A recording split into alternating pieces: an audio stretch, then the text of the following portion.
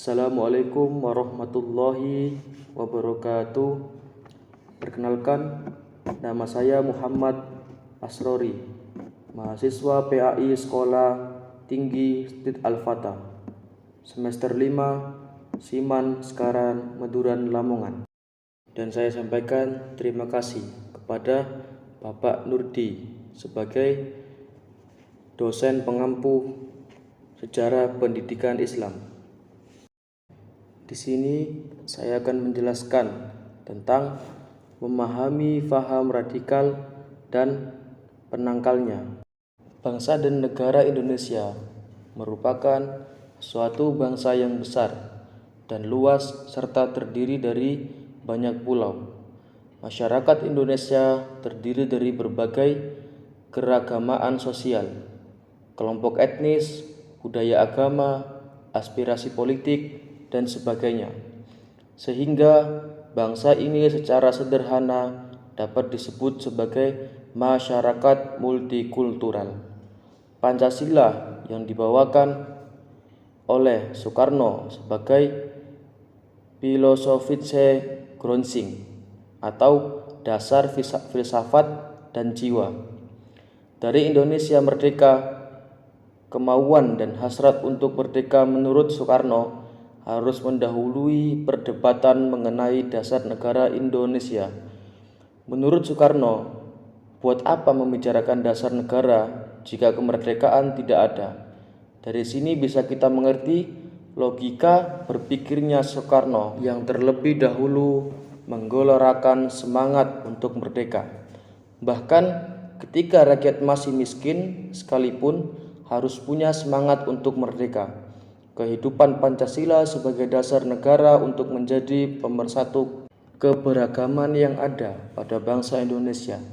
Namun, hal yang memperhatikan adalah masih ada kelompok dan organisasi tertentu belum menyadari dan menghayati nilai dan fungsi Pancasila.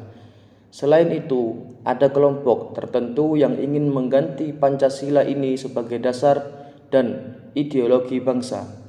Bangsa ini sudah 73 tahun merdeka, namun rasanya keutuhan kemerdekaan itu masih belum sepenuhnya dirasakan bangsa ini. Hasil survei media Indonesia serta penelitian lembaga kajian Islam dan perdamaian menunjukkan bahwa lembaga pendidikan telah menjadi sumber bertumbuhnya sikap membenci dan intoleransi terhadap mereka yang membedakan agama. Survei juga menunjukkan bahwa tingkat dukungan terhadap aksi kekerasan cukup tinggi. Begitu juga tingkat kesediaan mereka untuk terlibat dalam aksi kekerasan terkait isu agama sangat sensitif. Sampai saat ini, aksi kekerasan masih menjadi persoalan bagi bangsa ini yang dihadapkan dengan radikalisme agama. Radikalisme agama merupakan hal tidak bisa disepelekan oleh bangsa Indonesia. Radikalisme adalah paham atau gerakan yang menginginkan pembaharuan dengan mengembalikan diri mereka ke akar secara ekstrim. Pandangan ini kerap disandingkan dengan gerakan fundamentalisme. Gerakan radikal biasanya dicapai dengan segala cara, mulai dari cara yang halus sampai cara yang keras sekali. Realitas radikalisme agama di Indonesia kian hari kian menggelisahkan, khususnya pasca reformasi. Radikalisme agama ditampilkan dalam tindakan dishumanis atau tak manusiawi yang memilukan, seperti bom Bali, tragedi Poso, Ambon, Sambas, Talikara, penyerangan di gereja Ridwan, Bedok, Sleman, Yogyakarta yang menyebabkan setidaknya 4 orang terluka akibat sebetan senjata tajam. Ledakan bom bunuh diri terjadi di kawasan gereja Santa Maria tak bercela, Surabaya yang terjadi. Segala apa yang jahat seperti tindakan membunuh, menteror, membakar, memusnahkan sesama manusia. Itu anehnya dibingkai atas nama agama. Hal yang memilukan lagi adalah bahwa ternyata para tokoh pelaksana, eksponen, pelaku kekerasan itu adalah orang-orang yang mengaku beragama. Pertanyaan yang muncul adalah, apakah agama mengajarkan orang menjadi radikal dan tega menyakiti? Apakah artinya agama jika tidak melestarikan kehidupan manusia? Apakah agama untuk memusnahkan kehidupan manusia? Masih terekam dengan jelas bagaimana mencekamnya peristiwa peledakan bom yang dibingkai oleh motivasi agama. Di berbagai media diutarakan berbagai wawancara dan tayangan yang berisi alasan mengapa teror bom dilakukan. Motivasi yang amat kentara adalah alasan agamis. Lagi-lagi agama dibawa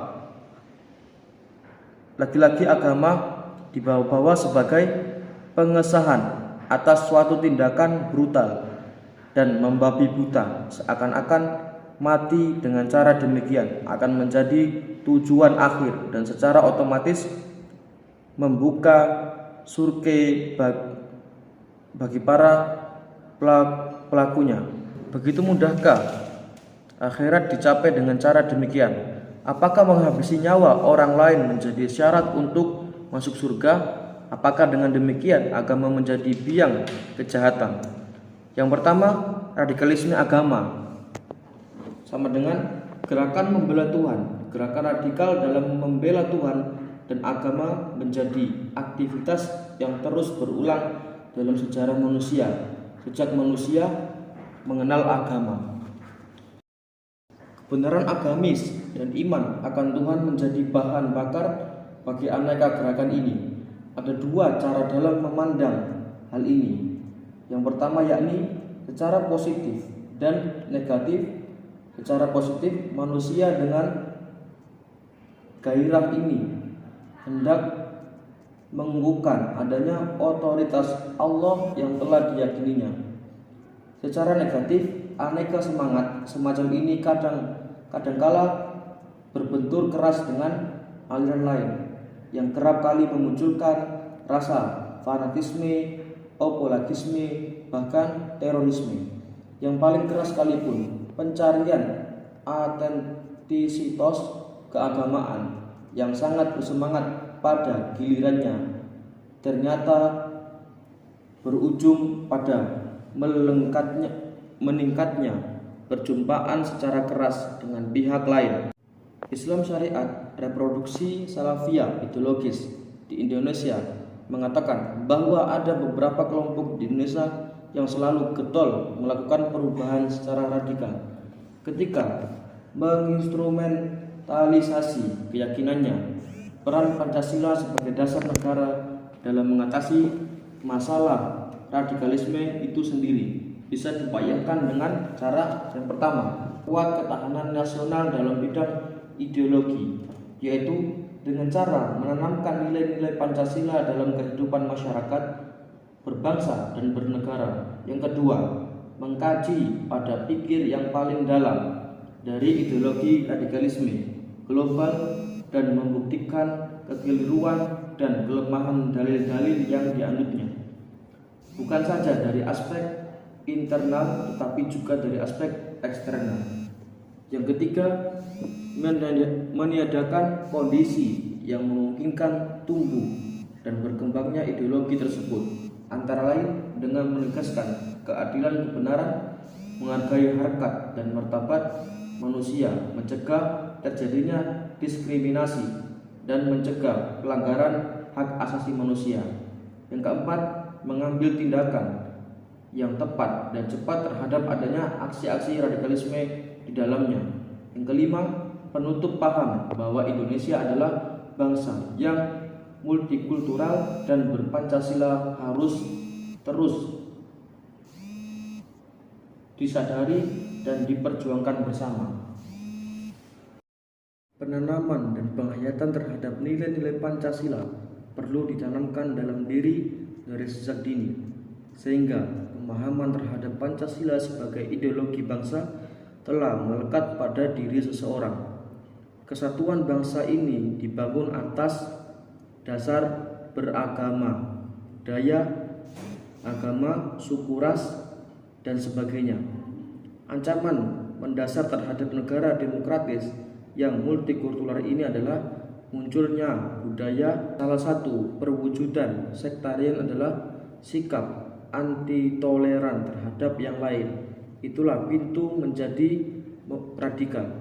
Keberagaman sebagai bangsa ini seharusnya tidak menjadi pemicu adanya permusuhan, melainkan mewujudkan hidup dalam damai dan toleransi. Kehadiran Pancasila merupakan sebagai dasar untuk mempersatukan keberagaman bangsa Indonesia.